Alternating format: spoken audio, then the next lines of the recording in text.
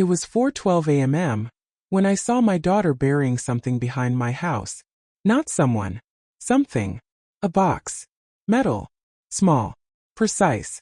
And hidden like a body. If you told me a year ago I'd be tiptoeing barefoot across a creaky floor, heart pounding in my ears like war drums, watching my only child dig a hole in my backyard, I'd have laughed you off. Or maybe cried. But grief changes you. Grief reveals people. And what I saw that morning stripped away the last illusion I had about family. My name is Ruth Holloway. I'm 64 years old. I lost my husband Thomas 3 months ago to a stroke that came without warning, and stole the only man who ever made me feel like I belonged. We had been married 41 years. We built a life in a cabin tucked into the trees near the small town of Elridge, North Carolina. We raised our daughter Deborah here. We planted every pine tree that now surrounds the place. This cabin was our beginning, middle, and what I thought would be my end. I was wrong. Since the funeral, the house has been too quiet. Not peaceful, empty. Thomas's voice no longer echoing down the hall. No scratch of his pen against the crossword on the kitchen table. Just silence and the occasional call from Deborah checking if I'd made any decisions yet about the property. Her voice was always businesslike. Rushed. Detached. She'd ask about my health like a checkbox. Then circle back to the land, the estate, the legal side of things. Always legal. She was never one to linger in the emotional. But that night, the voice I heard outside wasn't part of a polite phone call. It wasn't gentle. It was sharp. Commanding. Deeper, Miles. It has to be at least 2 feet. I don't want any chance of exposure. I froze. That voice belonged to my daughter. I hadn't seen her in weeks.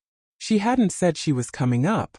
And yet, there she was, on my land, under the cover of darkness, directing her husband to dig a hole behind the old sugar pine where Thomas and I used to hang a bird feeder. I moved quietly to the front window. The porch light was off, but the moon was generous. I pulled the curtain back an inch, just enough to see without being seen. Deborah was wearing one of those sleek hiking jackets, the kind that costs more than my monthly groceries. Her hair was pulled back tight. Her hands were in gloves. She wasn't just visiting. She was working. Focused. Controlled. Miles grunted as he dug. The sound of metal scraping against frost-hardened soil echoing faintly in the cold air. "What is that?" I whispered aloud, watching him place a black metal box into the ground. It wasn't big. Maybe the size of a shoebox. But it was heavy. He handled it like it contained gold or something far worse. Deborah bent down and whispered something. I couldn't make it out, but she rested her hand on the disturbed earth with a strange kind of reverence, like she was performing a ritual. Then swiftly they began to cover it up. Leaves, dirt, a quick sweep of branches to disguise the turned soil. By 4:30 a.m., their car pulled away. No lights. No goodbye. They drove off like criminals, not family. And I stood there, staring out into the night, heart hammering in my chest. I didn't move for 10 full minutes. My brain refused to process what I had just witnessed. But eventually I did. I stepped back from the window, found Thomas's old coat hanging by the door, and pulled on a pair of boots. I didn't care about the cold. I didn't care that I hadn't had my tea or taken my pills. I just needed to know. The ground was easy to find. They hadn't covered their tracks well. Not in the moonlight. Not with my eyes. I grabbed the spade from the shed and started digging. The earth was still soft. It didn't resist me. Every scoop brought me closer to an answer. And to a truth I wasn't sure I wanted. When my shovel struck metal, I paused. The box was familiar. Very familiar. I pried it open with the flat edge of the spade. Inside, packed in worn tissue paper and velvet cloth, were items I hadn't seen in months. My mother's sapphire brooch. Gone since January. My wedding ring. Thomas gave it to me on a frozen morning in 1980. I had stopped wearing it because of arthritis. It had vanished during the estate cleaning, and Deborah told me I must have misplaced it. But it was here. Buried. Alongside those were folded legal documents. I opened them with trembling fingers. Property deeds. Original. With real signatures. Mine and Thomas's. Not copies. Not files from a safe. These were the real things. And they were supposed to be in the lockbox at the bank. A lockbox that was now empty. Deborah had told me they were lost in the paperwork shuffle after Thomas's passing. She'd assured me everything was being processed legally. She lied. They both did. I knelt there holding the pages to my chest, and for a moment I couldn't breathe. Not from cold. Not from grief. From clarity. They weren't just trying to take what was mine. They were trying to erase me from it. From the cabin. From the land. From the legacy Thomas and I had built together. They'd buried it all like evidence of a crime they hoped no one would investigate. But I had found it. By the time I stepped back into the cabin, the sky was turning a paler shade of indigo. Dawn was coming. But the cold that had settled in my chest was not from the October air. I placed the metal box gently on the kitchen table. The thud it made against the wood sounded louder than it should have. I stared at it like it might move again, like maybe it would explain itself. The contents were all there. I laid them out carefully, as if preparing evidence for a courtroom. The brooch, the wedding ring, my mother's pearl earrings. And the deeds. 3 in total, 1 for the cabin, 1 for the back acre, and 1 for the adjacent lot that Deborah had been pressuring me to sell for months. All 3 had my name, Thomas's signature, and a clear clause. Joint ownership with right of survivorship. Which meant I was the sole legal owner now. And yet, these documents were buried in a forest, not in a bank vault. Why? Because if I had them, no lawyer could challenge my claim. No sibling dispute. No surprise will. No sale behind my back. I felt my hands shaking, but not from fear. From fury. I boiled water for tea. It helped ground me. I let the kettle scream until it rattled on the stove, then poured the water slowly, methodically, over the chamomile blend I'd relied on for years to settle my nerves. It didn't settle anything that morning. The phone rang. Loud and shrill. I didn't answer. I watched the caller ID light up. Deborah. I let it ring. It rang again 5 minutes later. And again. By the 4th call, I could practically hear her pacing, rehearsing a version of the truth where everything was a misunderstanding. Maybe she'd say they were protecting the valuables. Maybe she'd claim she didn't want me to be overwhelmed by the details. I sipped my tea and said nothing. I didn't owe her a single word. Not yet. Instead, I opened the old sideboard in the hallway, the one Thomas built by hand the year after Deborah left for college. Behind the photo albums and tax returns was a leather folder. Inside, the original will, our trust documents, and a line I had nearly forgotten. In the event of my death, all jointly held assets will be transferred to Ruth Holloway, my spouse, with sole authority and full ownership. Thomas had insisted on that clause. He'd always trusted me more than lawyers. He said if anything ever happened, I'd know what to do. And now I did. It took a few hours for Deborah to show up. I watched her silver SUV wind up the gravel driveway like it always did. Too fast, too loud, tires crunching carelessly over fallen pine needles. She knocked once, then tried the handle. Locked. Her voice came through the door, sweet and strained. Mom? Are you okay? I've been calling. I stayed seated at the kitchen table. I didn't respond. She knocked again, louder. Mom, open the door. Please. Still nothing. A few seconds passed. Then I heard her walking around the side of the house. She remembered the spare key under the flower pot. She always did have a sharp memory, when it benefited her. The door creaked open, and she stepped inside like she owned the place. She didn't. Not anymore. Mom, she said, trying to smile as she entered the kitchen. I didn't think you'd be up this early. She stopped when she saw the box. The contents laid out in rows like surgical instruments. Her smile vanished. I can explain, she began, but I raised a hand. Don't. She froze. Her eyes moved from the brooch to the documents to my face. She was calculating. That's what she always did, assess, assess, assess. But this wasn't a courtroom. And I wasn't a witness. I was the plaintiff, the jury, and the judge. You buried my life behind this house, I said quietly. And you did it with your own hands. It wasn't like that. Stop lying. Her mouth opened, then closed. Her shoulders tensed. She switched tactics. We just wanted to protect things, she said. There have been thefts in the area. And you've been grieving. We thought it was better to. Grieving doesn't make me blind. And it doesn't make me a fool.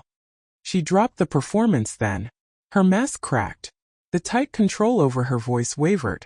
You don't understand what it's like to try and manage an estate, Mom. You've never dealt with taxes, zoning permits, property value.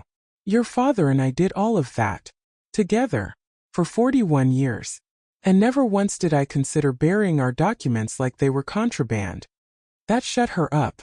I stood slowly, letting the silence stretch. You stole from me, I said. You and Miles both. And you would have kept it buried if I hadn't seen you. She didn't argue, because there was no defense. That afternoon I drove into town. I hadn't driven since Thomas died. My hand shook a little on the wheel, but I made it. I parked outside a law office 2 blocks from the town square. The plaque on the window read, Randall and Fields Estate Law. Inside, the receptionist smiled like I was someone's grandma dropping off muffins. She didn't see the storm walking through her door. Do you have an appointment? She asked. No, I said. But I've got 41 years of proof and a box full of betrayal. Is Randall in? She blinked. Let me check. 15 minutes later, I was sitting in a polished leather chair across from George Randall. Gray hair. Sharp eyes. The kind of man who'd seen enough greed to spot it early. He listened as I laid it out. Everything. Thomas's will. The joint deeds. The late-night burial. Deborah's lies. When I finished, he said, You still legally own all 3 properties. And if those deeds are what you say they are, you're in complete control. Good, I said. I want to write them out. All of it. I want every document updated. I want protections. I want it locked so tight they couldn't touch a twig on this land without my signature. He smiled. That I can do. By nightfall I was back in the cabin. The documents were in motion. My power was intact. I didn't tell Deborah. Let her wonder. Let her try to spin a story when the paperwork comes through, and there's nothing left for her to argue. 2 days passed. I didn't hear from Deborah again. Not a call. Not a message. Not even one of those forced, emoji-laced texts she used to send on holidays. I wasn't surprised. She was probably consulting lawyers trying to figure out what I'd done. If she'd known me better, the real me, she'd have realized long ago. I don't move without a plan. And I never bluff. I stayed home calm. Organized. Each night I reread Thomas's old journals. I drank my tea with honey. I took walks past the spot under the pine where they'd tried to bury my history. And each time I felt more like myself again. Until the letter arrived. Came on a Thursday. No stamp. No return address. Just a plain envelope slipped under my door. Like someone didn't want it tracked.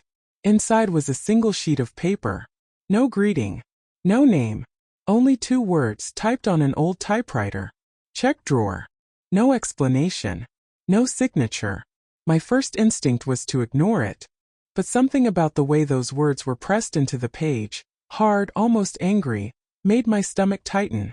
I walked slowly through the cabin, passing each room, scanning every dresser, every cabinet. Then I reached Thomas's office. The desk. That desk had stood in the back corner since 1989. He never locked it. There was no need. He kept everything important in the safe, and only odds and ends in the drawers. Or so I thought. I pulled open the bottom drawer. Empty. But when I tapped the back panel I heard it. A hollow sound. Different. I pried gently, and a thin false bottom popped up. Beneath it was a manila envelope. Old. Yellowed with age. My heart started beating faster. Inside were documents. Dozens of them. Bank statements. Emails. Photocopies of checks. Transactions. Some I recognized. Some I didn't. All had one name in common, Miles Barrington. My son-in-law. The first statement was dated 4 years ago. A wire transfer from one of Thomas's savings accounts.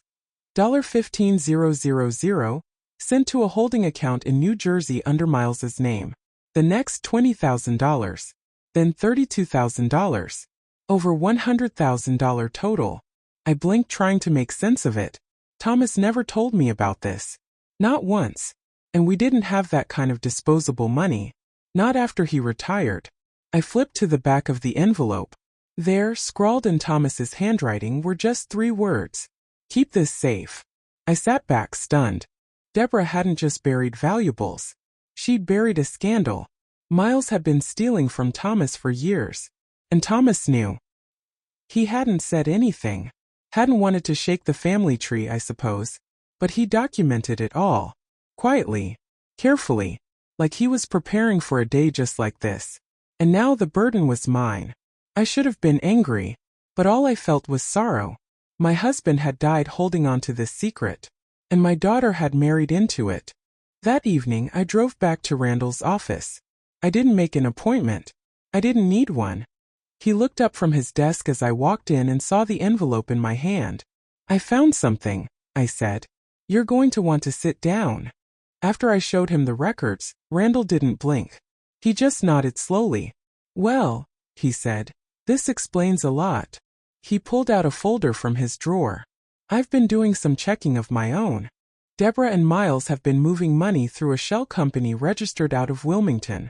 They listed one of the properties, your properties, as collateral on a loan they're about to default on. I felt cold all over. They used my land to borrow money? Yes, Randall said. But because you're the legal owner now, they've committed fraud. If you wanted to press charges. No, I said immediately. Not yet. I don't want a courtroom. I want something they'll feel more. He smiled.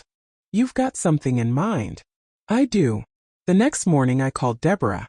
She answered on the second ring. Her voice was tight. Mom. Hello, dear, I said sweetly. I was thinking. Why don't you come for dinner? Just the two of us. I made your favorite. Shepherd's pie. Silence. Then she said slowly. Sure. Okay. That sounds nice. That evening, she arrived in a navy trench coat and fake smile. I greeted her warmly. Let her sit. Served the food. We didn't talk business. We didn't talk at all really until dessert. Then I stood. Walked to the cabinet. Took out the envelope. Placed it on the table in front of her. She stared at it like it was radioactive. What is this? She asked. Open it. She did. Her face drained of color. I saw her hands tremble. Miles told me it was. She stopped. Bit her lip. He told you it was handled? I offered. She didn't answer. Deborah, I said quietly. I want to believe this was all him. I want to believe you didn't know what he was doing. I didn't, she whispered. I want to believe that. But you buried the evidence. You chose to protect him over me. You wanted to sell what your father and I built to cover his mess. She looked away. I'm not pressing charges, I said. Yet. But I've filed a cease and desist on all transactions involving the property. The bank has been notified. Randall has submitted fraud documentation. If you or Miles try to do anything without my approval, the next person you hear from will be a judge. I don't know what to say. Then don't say anything. I walked over to the cabinet again. This time I brought out a second envelope. This one was thinner. Inside were copies of 3 new documents. Updated title, a restriction order, and a personal trust, transferring ownership of the property into a legally protected family fund. With one beneficiary, me. The next morning the house felt warmer. Not physically, it was still a crisp Appalachian fall, but inside me something had shifted. I hadn't realized how heavy the burden of pretending had been. Pretending I didn't notice things missing. Pretending Deborah's concern was real. Pretending the silence after Thomas's death wasn't deliberate abandonment. But now the mask was off for both of us. And I could finally breathe. I spent that day cleaning. Not out of necessity, just instinct. I scrubbed the sink with lemon and baking soda. Washed the curtains. Polished Thomas's boots even though no one would wear them again. The house had become a monument to loss. But now it was starting to feel like mine again. Not ours. Not hers. Mine. I opened the front windows wide. Let the air in. Then I walked to the dresser, pulled out a photo of Thomas in his flannel coat, and placed it back on the mantel, where it belonged. You were right, I said aloud. She changed. But I didn't. I turned to the phone, and dialed a number I hadn't called in 5 years. Hello, a voice answered after the third ring. June, I said, uncertain. There was a pause. Ruth, she whispered. Is that really you? It was. June and I had been inseparable for 2 decades. She lived down the mountain in Miller's Bend. We met at the library. bonded over mystery novels and strawberry preserves. She had been there the night Thomas had his first stroke, the night Deborah didn't pick up her phone. But things fell apart after that. Deborah said I needed less noise around me, said I should simplify my social life. I started missing calls, stopped replying. Eventually June stopped trying. But now I needed her. Not out of desperation but clarity. I'd like to see you, I said. If that's all right. She arrived that afternoon. Same old blue pickup. Same lemon pound cake in a foil-covered tray. I didn't know if you still liked it, she said, stepping onto the porch. I never stopped. We hugged tight. Longer than we needed to. It wasn't just about reunion. It was apology. It was restoration. I poured tea. She cut the cake. We sat in the living room like no time had passed. Until I told her everything. She didn't gasp or interrupt. She listened, arms folded, brow furrowed. When I finished, she let out a slow breath. Ruth, she said. I knew she was pushy. I didn't know she was dangerous. She buried my wedding ring. I'd have buried her, June muttered. We both laughed. It was the first real laughter I'd had since the funeral, and it reminded me of something I'd forgotten. I'm not alone. The next week was filled with quiet preparation. I met with Randall twice more, finalized every document, secured the trust, filed injunctions to block any attempts at asset reallocation from Deborah or Miles. Then I called the sheriff's office, not to press charges, to report a land boundary violation. Let them explain why they were digging on someone else's property at 4 a.m. Randall said it would spook them. I didn't need it to go to court. I just needed them to know they weren't untouchable. It worked. 2 days later, Miles showed up. Alone. His shirt was wrinkled. Tie gone. Face pale. He stood on the porch like a boy waiting to be punished. Can I speak to you? He asked. I crossed my arms. You've already said enough. He nodded, embarrassed. I want you to know. Deborah didn't know everything. I handled the transfers. I took advantage of the confusion after Thomas passed. She only found out this year. I stared at him. And instead of coming clean, you both chose to hide it. To bury it. He didn't argue. I pointed at the driveway. You need to go. He opened his mouth, then thought better of it. He turned and left. I watched him drive away without a word. And I didn't feel victorious. I felt done. That night June called. You busy Friday? She asked. No. There's a book club meeting at Edna's Cafe. Just 4 of us widows, lots of tea and too many opinions. I laughed. Do they accept emotionally exhausted women with sharp memories and a new lawyer? They prefer them. Friday came. I dressed in my good cardigan, put on lipstick I hadn't worn in months, even added my pearl earrings. Not for show. For me. At Edna's, the ladies welcomed me like a long-lost sister. They'd heard about Deborah. Small towns whisper loudly. One woman leaned in and said, If it makes you feel better, my son stole my car once and blamed the neighbor. It did make me feel better. We drank tea. Read a terrible mystery novel. Laughed so hard I had to hold my side. And for the first time since Thomas died, I felt something return. Hope. But just as that hope took root, another envelope arrived. Plain. No stamp. Slid under my door. Again. Inside a single photo. Of me. Taken through the kitchen window. Holding the brooch. A note on the back. You may own the land. But you can't bury the truth. I stared at the photograph for a long time. Not because I was shocked. Because I wasn't. Someone had been watching me. That much was clear. And they'd gotten close, closer than I liked to imagine. Close enough to capture a picture through the kitchen window at a precise moment. The brooch in my hand. The look on my face. The soft glow of morning sun through the lace curtain. It wasn't just surveillance. It was a message. And the note on the back was crystal clear. You may own the land. But you can't bury the truth. I sat down at the kitchen table and forced my hands to stop shaking. Not because I wasn't afraid I was, but fear wasn't going to help me now. What was going to help was control. I called Randall immediately. He didn't sound surprised when I told him. I had a feeling they'd escalate, he said. That's what people like this do when they feel the walls closing in. They turn to intimidation. Should I call the police? I asked. We can report it. But if there's no name, no camera footage, no physical evidence, they'll just file it and move on. Then what? Then you document everything, he said. You keep records. Keep dates. Lock your doors. Install cameras. You don't confront them. You don't show them fear. I'm not afraid, I lied. You're allowed to be, he said. Just don't show them that either.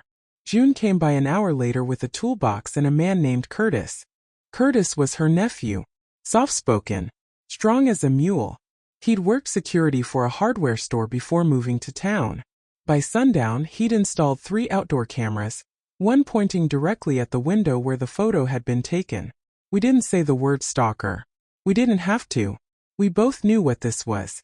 That night I didn't sleep. I lay in bed, eyes fixed on the ceiling, replaying every moment since Thomas's funeral. There had been signs. Strange ones. The misplaced gardening shears. The back gate swinging open in the morning when I swore I'd latched it. The muffled footstep I dismissed as an animal on the porch. The letters. The photo. Someone had been moving around me watching, cataloging. And now they were making themselves known. But why? What truth did they think I was burying? The next morning I got my answer.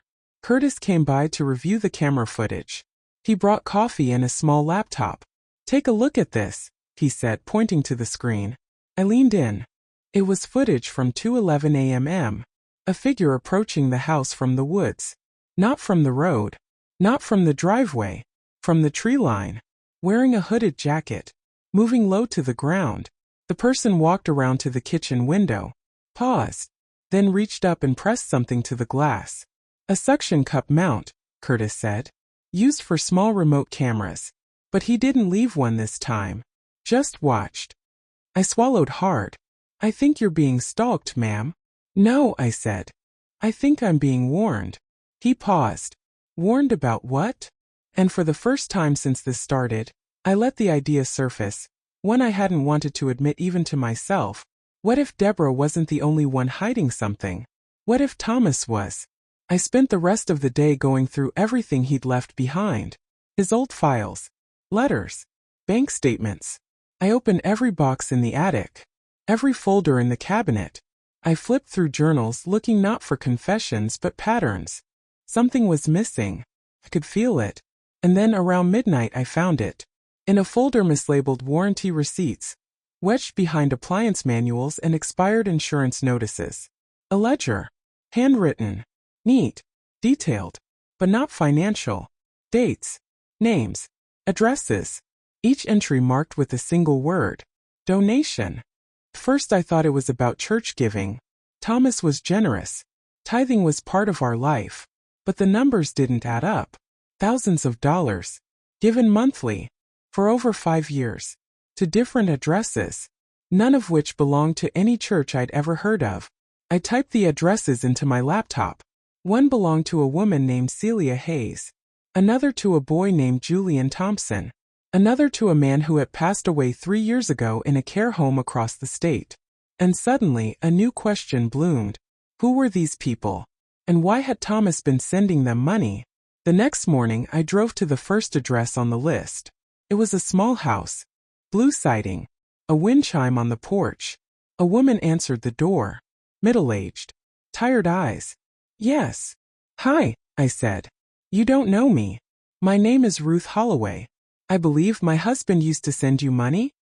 Her face changed instantly. Oh my God, she whispered. You're Thomas's wife. Yes. She stepped back. Please come in. Celia Hayes told me everything. She had been 19 when her brother died in a construction accident. Left her raising 2 younger siblings and working 3 jobs to survive. Thomas had met her at a gas station, struggling to find change for bread. He paid for her groceries, then sent her a check every month for the next 7 years. No strings. No questions. She tried to send him letters. He asked her not to. He said he just wanted to help, she said, voice trembling. Said it was his way of staying human. I left that house with tears in my eyes. Thomas had carried a secret kindness I'd never fully seen. And someone else had known about it. Someone who didn't want it exposed. When I got home, Another note was waiting under my door. This one in handwriting. No photo. Just one sentence. Some truths don't belong in the light. For a moment I just stared at those words. Someone knew what I'd discovered. Someone didn't want Thomas's quiet acts of generosity to be exposed. But why? What kind of person would threaten a widow over charity? Curtis came over again that morning. I showed him the new note. He didn't say anything right away. Just studied it, then looked out the window. "This isn't just about your daughter anymore," he said. I nodded. I already knew. Deborah and Miles may have been selfish, greedy, and careless, but this was calculated. This was something else. Randall made some calls. By the end of the day we had a lead. An old friend of Thomas's, Arthur Blake, was listed as a co-signer on one of the donations. I hadn't heard that name in years. He was Thomas's business partner back when they worked in contracting. They'd had a falling out in the early 2000s, something about licensing. After that, Thomas never mentioned him again. I drove out to find him. Arthur lived alone in a small rental house on the edge of town. He was in his 70s now, thinner than I remembered. Sharp though. Too sharp. He invited me in, pretending he was happy to see me. I didn't pretend. "I found the ledger," I said. "I know about the donations. I know about Celia. And Julian. And the others." He didn't blink. "And I know you were listed as a co-signer on at least one of those accounts." Still he said nothing. "Someone's been threatening me. Leaving notes. Watching the house. And the only people who knew about these donations besides Thomas were the ones who received them. And you." He leaned back in his chair, exhaled through his nose. "I told him not to keep records," Arthur finally said. "I told him someone would use it against him one day. Why would anyone want to hide what he did? Because those people weren't just random cases. They were connected to something bigger, to a project we worked on years ago, a project that went wrong." He paused. "Thomas blamed himself. I didn't. But he carried it. Every one of those donations was guilt money." I felt my heart twist. "He still did the right thing," I said. Arthur nodded. "Yes. But he also kept it secret because he knew if anyone found out, it would open wounds." Then he looked me dead in the eye. "And now you've opened them." On the way home I thought about what Arthur had said. Thomas had carried a private shame.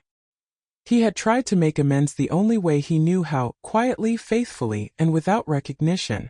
And someone was trying to keep it hidden even now. Maybe to protect his name. Maybe to protect themselves. But that wasn't my concern anymore. When I got home, Deborah's car was in the driveway. I didn't hurry to greet her. I didn't open the door. I let her knock. Once. Twice. Then I opened it. She looked exhausted. Hollowed out.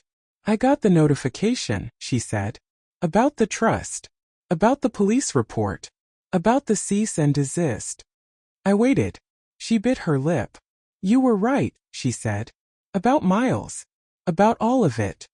I said nothing. "I don't expect forgiveness. She paused. "I think I lost who I was somewhere along the way, and I didn't know how to fix it." I stepped aside. She came in slowly, cautiously, like she wasn't sure she was welcome. We sat at the table, the same place where she once defended burying my jewelry. Now she stared at her hands. "I love Dad," she said. "I still do. But I wanted to matter in the world he built. And I thought controlling it was the only way." "That wasn't love," I said. "That was fear. And fear isn't how we protect legacies. It's how we ruin them." She nodded, tears in her eyes. I didn't reach for her hand, but I didn't send her away either. That night I wrote a letter. Not to Deborah. Not to Miles. Not to Arthur. To Thomas. I told him everything. How I found the truth. How I defended what he built. How I refused to let our story be rewritten by people who never earned it. And I ended with a promise. "I won't bury your legacy, Thomas, but I will bury the silence that tried to swallow it." The next morning I went to the spot under the pine tree, the same place where Deborah and Miles had tried to bury my life. I dug again, not to hide anything, but to plant something. A new plaque, set in stone. It read, "This land belongs to Ruth Holloway, wife, mother, Guardian of truth, let no one bury what is still alive.